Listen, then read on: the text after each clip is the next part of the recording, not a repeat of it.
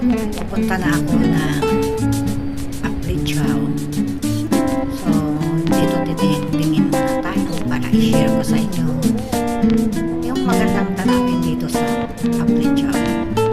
Diyan, pwede kang mag-jogging, pwede kang mag-zumba, pwede ka rin mag-exercise. So, diyan lagi mo makikita sila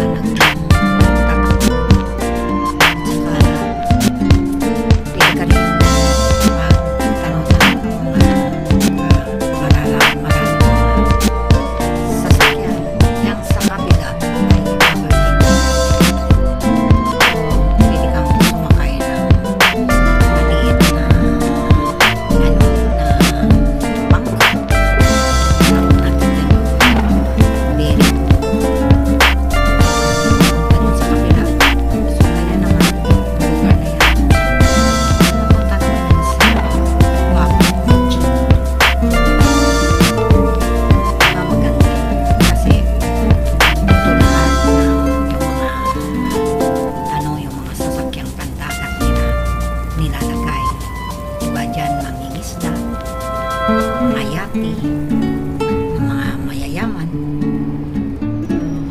Minsan dyan din dumadaan yung mga nagtutor dito na papuntang mga gusto nilang pumunta ng Hong Kong Island kasi maraming magagandang tanawin dyan. So yan guys, pati na mo yan yung hindi naman sabihin speedboat dyan.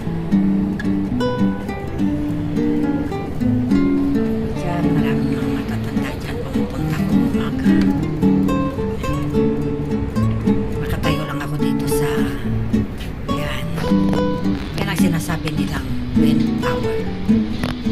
So dati yan ang luma. Aplichao wind tower. Wala pa itong mga ano dito yung pababang elevator.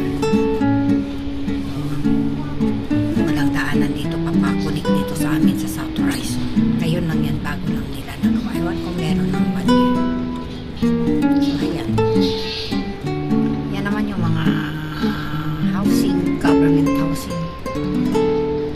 Karamihan nakatira yung mga elderly. So, di ba maganda siya? Malilibang ka. Yan. Pwede ka rin magdaan dito papunta dyan sa sa Aplichao Market kasi marami dyang mga murang isda. Diyan ang daungan ng mga isda. So, maraming mura yan dyan. At yung sa ano na yan, sa harapan na yan na merong bubong na mababa, marami ding isda dyan.